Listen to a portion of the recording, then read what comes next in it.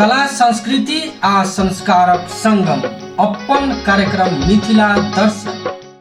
नमस्कार, मिथिला दर्शन च्यानलमा म यहाँहरूलाई स्वागत गर्दछु। विनोद कुमार विश्वकर्मा। आदरणीय दर्शकवृन्द, आजको श्रृङ्खलामा उपस्थित हुनुहुन्छ संघीयता, सुशासन र समाजवादका नारा अङ्गालेका र देशका सबभन्दा ठुलो शक्तिको रूपमा रहेको जनता समाजवादी पार्टी नेपालका केन्द्रीय सदस्य तथा प्रदेश नम्बर 2 का राज्य मन्त्री माननीय योगेन्द्र राय यादवजी। मन्त्रीजी, स्वागत छ यहाँलाई आजको हाम्रो कार्यक्रममा। धन्यवाद। मन्त्रीज्यू, वर्तमान सत्ता समीकरणको कुरा भइरहेको सन्दर्भमा जनता समाजवादी पार्टी नेपालको भूमिका कस्तो हुने त? धन्यवाद यहाँलाई। यो समय सान्दर्भ प्रश्न यहाँले उठान गर्नुभएको छ र प्रश्न आफैमा बहुत ही महत्त्वपूर्ण छ र आवश्यकता पनि छ यसको। जनता समाजवादी पार्टीको भूमिका वर्तमान सत्ता समीकरणका सवालमा प्रष्ट छ। यसमा कहीँ पनि हामीले भ्रमित हुनु हुँदैन। कहीँ पनि हामीले कसैको पासे फालेको पासामा हामीले फस्नु हुँदैन। जसको विरुद्धमा हामीले पछिल्लो कालखण्डमा लडाइँ गर्यौँ, जो प्रतिगमनकारी, असंवैधानिक, अलोकतान्त्रिक र संघीयता विरोधी कदम जसले चालेका थिए, उसलाई हामीले परास्त गर्यौँ न्यायालयको मार्फतबाट र उहाँको बिना पदच्युत जनता समाजवादी पार्टीले कल्पनै गर्नु हुँदैन कि हामी सत्तामा जाउँ भनेर। भन्दा प्रश्न छ, वर्तमान प्रधानमन्त्री ओलीको बहिर्गमन नै मुख्य ध्येय जनता समाजवादी पार्टीको हुनुपर्छ छ पनि। मेरो बुझाइमा यही हो, किनभने ब्याटल अफ फिल्ड, जनयुद्धको मैदानबाट, सङ्घर्षको मैदानबाट, जनताको सतहबाट यही निर्देशन गरेको छ। निर्देशित सिद्धान्तले, जनताको निर्देशित सिद्धान्तले जो बहुसङ्ख्यक देशका हिमाल, पहाड, मधेस, तराईका आदिवासी जनजाति, मधेसी, लिम्बू, दलित, लिम्बुवान, खम्बुवान, तमाङ, नेवारले जो एउटा त्याग गरेको छ, त्यो संघीयताको रक्षाको निम्ति हो, सुशासनको निम्ति हो, समाजवादको निम्ति हो, समावेशी र समानुपातिक प्रतिनिधित्वको निम्ति हो, कदापि ओलीले गर्न सक्दैन।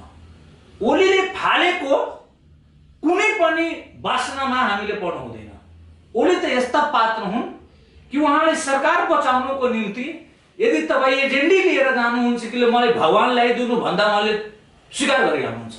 ल, म भगवान ल्याइदिन्छु, मलाई समर्थन गर्नु भनेर भन्नु पर्दा आफ्नो सत्ता जोगाउनको निम्ति, आफ्नो वर्चस्ववादलाई स्थापित गर्नको निम्ति, आफ्नो व्यक्तिगत चिन्तनलाई हावी गर्नको निम्ति, अहङ्कार र हास्यास्पद अभिव्यक्तिलाई स्थापित गर्नको निम्ति जे पनि मान्ने, स्वीकार गर्ने मौखिक रूपमा तयार पात्र भनेको ओली हो। त्यसमा हामीले फस्नु हुँदैन। हामीले संघीयताको पक्षमा लाग्नुपर्छ, प्रतिगमनको विरोधमा लाग्नुपर्छ, समाजवादको पक्षधर हामी हौँ, सुशासनको पक्षधर छौँ, संविधानको रक्षक छौँ, लोकतन्त्रको रक्षक छौँ। जसले हामीसँग यो तमाम कुरामा, मुद्दामा सहमत गर्छन्, उसँग मोर्चाबन्दी हुन्छन्, समन्वय हुन्छन् र सरकार हुन्छ। हामीले त्यही गर्नुपर्छ। यो भनेको मेरो तपाईँको बुझाइभन्दा पनि आम जनताको जनादेश हो, आम जनताको निर्देशन हो। त्यो निर्देशनलाई हामीले मान्नुपर्छ। जनताको निर्देशनलाई किमार्थ बहिष्कार गर्न सक्नुहुन्न हामी तपाईँले। तसर्थ प्रष्ट दृष्टिकोण छ मेरो बुझाइमा। प्रतिगमनकारीले परास्त गरेर नयाँ तरिकाबाट यो देशमा एउटा संघीयता पक्षधरहरूको मोर्चाबन्दी हुनुपर्छ। यही मेरो मान्यता हो। भनेपछि कस्तो किसिमको मोर्चाबन्दी अब यहाँहरूले गर्नुहुन्छ त? अब यहाँहरूले चाहिँ भनिसक्नुभयो कि प्रधानमन्त्री केपी शर्मा ओलीको बहिर्गमन, प्रतिगमनकारी हुन् भनेर जुन सम्बोधित गर्नुभयो, भनेपछि विकल्पमा अब कसरी सत्ता समीकरण गर्नुहुन्छ त तपाईँहरूले? यो यसो छ, नेपालको राजनीतिक दृष्टान्तलाई थोरै हामीले पछाडितिर जाउँ।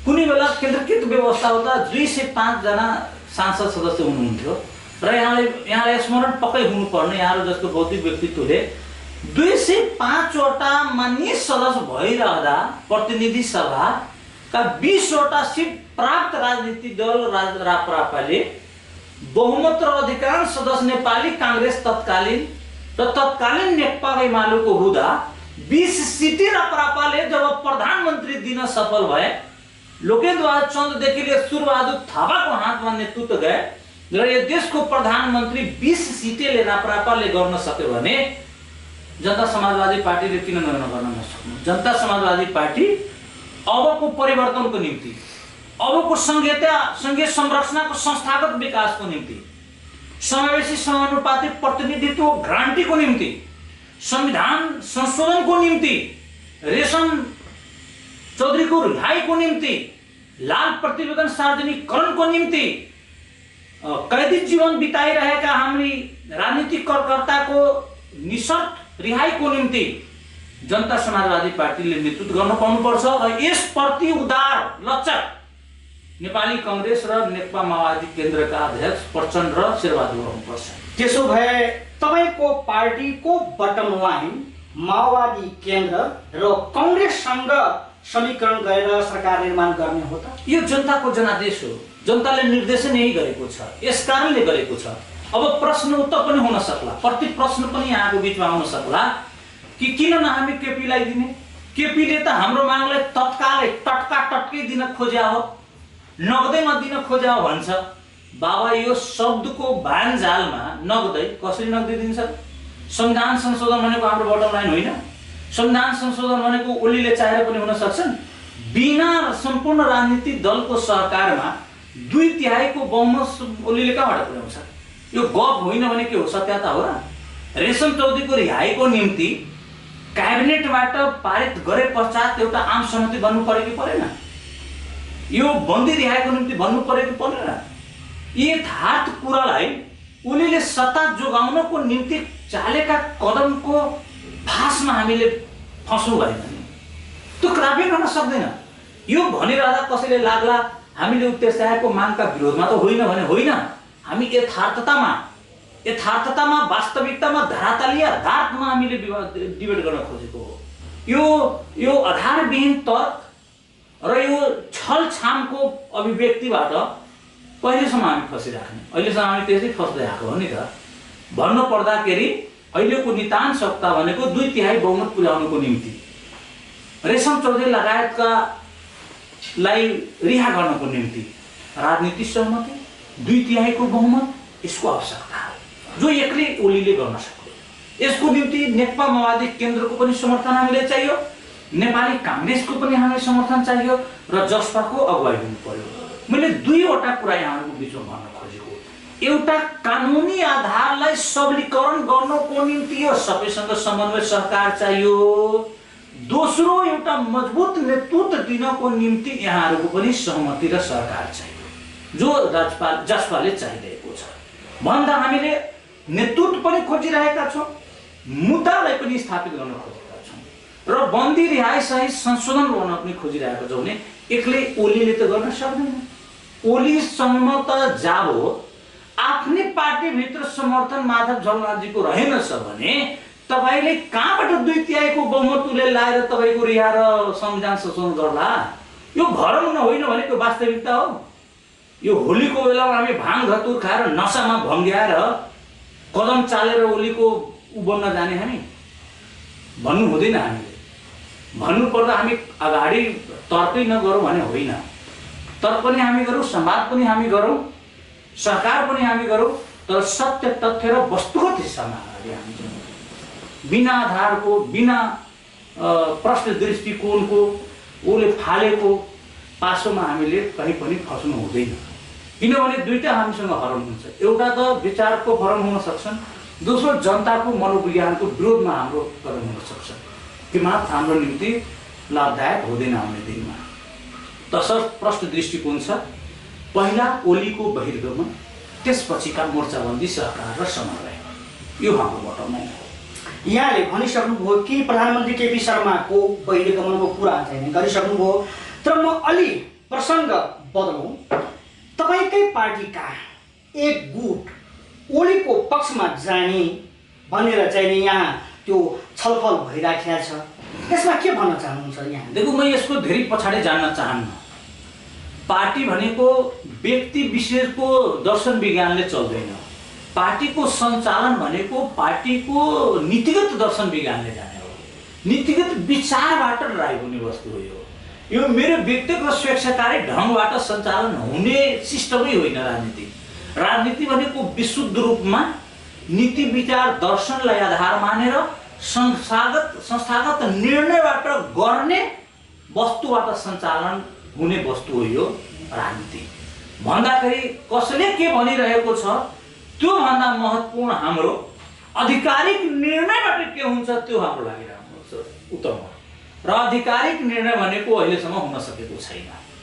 हिजो हाम्रो बस्ने कार्यकारिणी समितिले वस्तुगत ढङ्गबाट यसलाई छलफलको विषय बनाउँथ्यो, तर दुर्भाग्यवश समय अभावको कारणले या त अन्य कारणले गर्दाहरू अहिले होलीपछि बस्ने भनेर एक प्रकारका स्थगन भएका हो।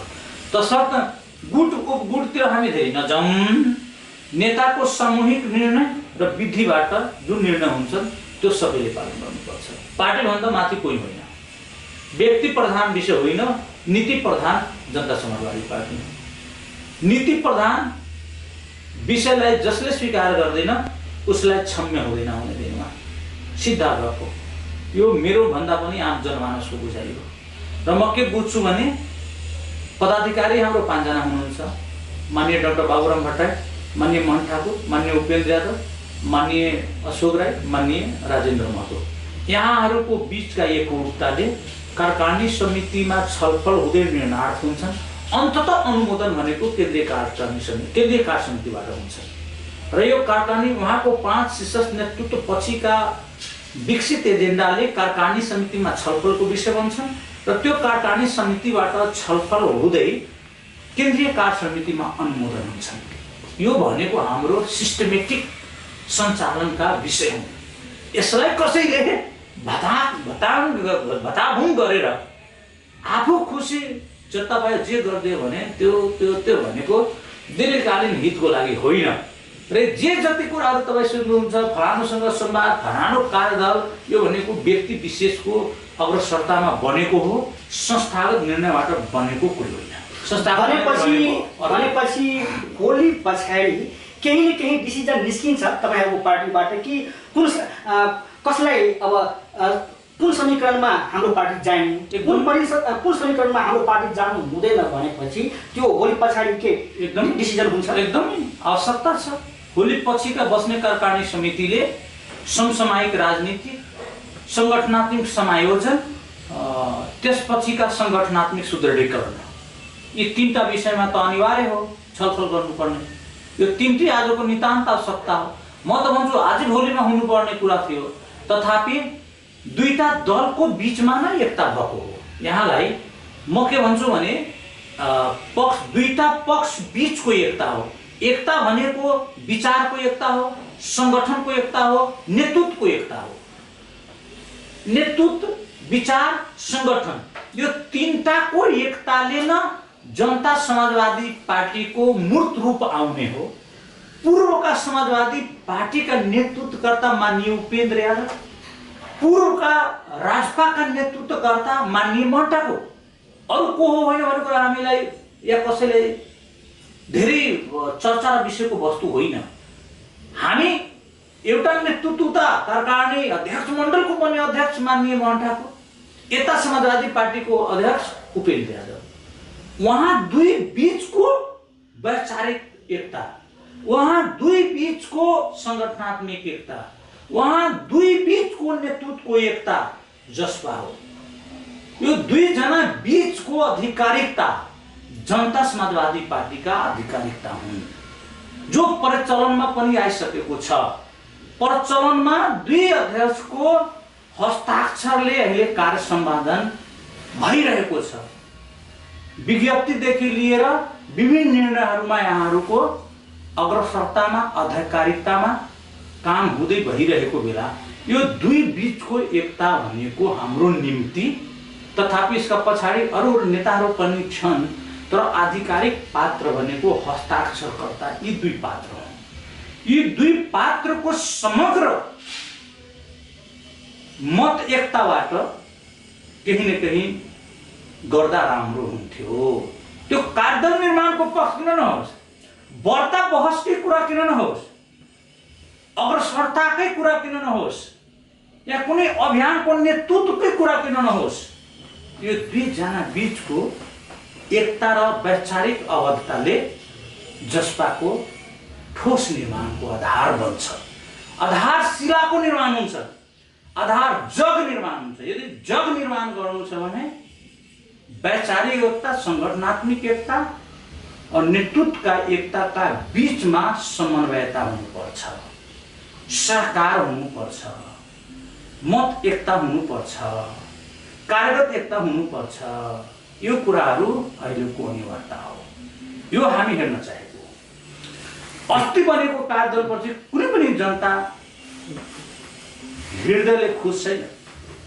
जनता समाजवादी पार्टीका हामी, तपाईँ अब यहाँका पत्रकार पढ्नु हो, हामी जस्ता जसले ग्रासरुटमा काम गर्ने गरेका छ, उसले कदापि रुचाएको छैन। के को हतार थियो? 2 सदस्यीय कार्यदल बनाउनुको कुनै हतार थिएन। सरकार ओलीसँग वार्ता गर्नु त आज कुनै हतार थिएन। जो ओलीले विगतमा के कसले गरे प्रति प्रश्न पनि आउन सक्ला। उपेन्द्रजी पनि त ओली सरकारमा गएको हो। बाबा उपेन्द्रजीलाई मात्र प्रश्न उठाउने हो भने पछिल्लो कालखण्डमा त कसले मधेस आन्दोलन हुँदा के भन्या हो नि त। यो कुरा पनि बुझ्नु पर्ने कुरा हो। पछाडि महतोजी, ठाकुरजी, उपेन्द्रजीले के गरे नगरे आफ्नो ठाउँमा छ, त्यतातिर हामी नजाउँ। वर्तमान समयमा ओलीसँगको सहकार्य आवश्यकता होइन।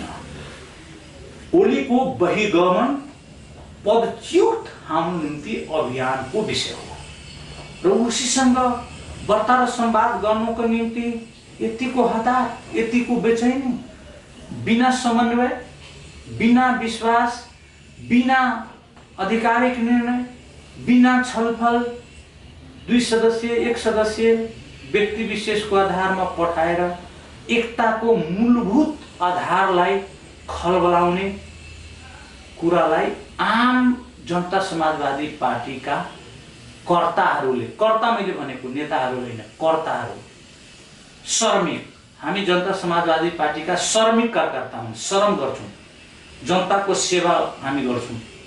ऊ भनेको हामी श्रम गरेर आउँछौँ। श्रमिक कार्यकर्ताले रुचाएको छैन। प्रधानमन्त्री केपी शर्मा ओलीको सरकारमा जाने भनेर योभन्दा केही दिन अगाडि 2 जनाको कार्यदल त बनिसकेका छ नि, जस्तै कि लक्ष्मणलाल कर्ण र सर्वेन्द्रनाथ शुक्ला। 2 जनाको कार्यदल बनिसकेका छ। वास्तविकता के हो त? यो त्यो कार्यदलको कुनै वैधानिकता छैन। न वैधानिकता छ न आवश्यकता छ। आवश्यकता र वैधानिकताको मूर्त रूप दिने निकाय भनेको आधिकारिक निकाय हो। त्यो भनेको पदाधिकारी बैठक 5 सदस्यीय, त्यसपछिका कार्यकारिणी समिति र त्यो कार्यकारिणी समिति पश्चातका केन्द्रीय कार्य समितिले अनुमोदन गर्ने हो, जुन कदापि यो भएको छैन। त्यो कार्यदल भनेको अनौपचारिक कार्यदल होला। कुनै व्यक्ति विशेषको रुचिमा या सक्रियतामा बनाइएको त्यो कार्यदलले अधिकारिता सम्बन्धीको महत्त्व राख्दैन। त्यो भन्ने हुने नै थिए कुराहरू। आखिर किन, के को हतार? म अघि पनि प्रसङ्गहरूको बिचमा उठाए। ओलीजीसँगको संवादको अहिले तत्कालीन कुनै आवश्यकता छैन। पछिल्लो काण्डखाण्डको दृष्टान्तलाई हामी एकछिन थाती राखौँ र एकताको न्यूनतम धर्मलाई यदि पालन गर्ने हो भने बिना सहमति र 5 उच्च नेताको सहकार बिनाको बनिएका गरिएका कुनै प्रकारका कदमले न वैधानिकता प्राप्त गर्छन् न जनताको ब्याटल अफ फिल्डबाट अनुमोदन हुन्छ। युद्धको मैदान, सङ्घर्षको मैदानबाट पनि अनुमोदन हुने होइन र कार्यकारिणीबाट पनि अनुमोदन हुनु हुँदैन। त्यो एजेन्डा इन्डोर्स हुनुपर्छ। त्यो एजेन्डा इन्डोर्स एजेन्डाले आधिकारिकता पाउँछन्, नेताप्रति समान पनि उत्पन्न हुन्छन्। भनेपछि अहिले बनेका 2 जनाको कार्यदल के अवैधानिक नै हो त? बिल्कुलै हो। न संगठनात्मक उसको महत्त्व छ न पार्टीको विधान सम्बद्ध कुरा छन्। भन्दा के गर्ने? अनौपचारिक भएको हो, औपचारिकता छैन। समय र संवादको लागि धेरै धेरै धन्यवाद मन्त्रीज्यू। धन्यवाद यहाँलाई। आदरणीय दर्शकवृन्द, उहाँ हुनुहुन्थ्यो जनता समाजवादी पार्टी नेपालका केन्द्रीय सदस्य तथा प्रदेश नम्बर 2 सरकारका राज्य मन्त्री माननीय योगेन्द्र राय यादवज्यू। समसामयिक विषयमा गरिएको संवाद। आजको कार्यक्रमबाट म सहित सम्पूर्ण युनिटलाई बिदा दिनुहोस्। नमस्कार।